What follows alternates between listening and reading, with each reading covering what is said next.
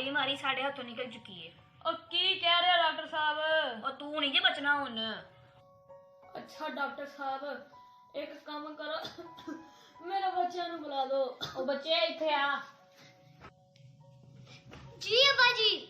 ਪੁੱਤਰ ਗੁਲਬਰਗ ਵਾਲੇ 20 ਫਲੈਟ ਤੇਰੇ ਵੱਡੇ ਵੀਰ ਨੂੰ ਬੁਲਾ। ਜੀ ਅੱਬਾ ਜੀ। ਜੀ ਅੱਬਾ ਜੀ। ਪੁੱਤਰ ਜੀ ਅੱਬਾ ਜੀ। डिफेंस वाले 15 बंगले तेरे। ठीक है अबू जी। अपनी बेबे ने बुला। ਜੀ ਅੱਬੂ ਜੀ।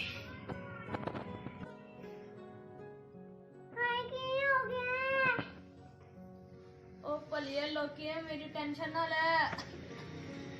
मॉडल टाउन वाले साढ़े घर तेरे ने ले फिर मैं चलना।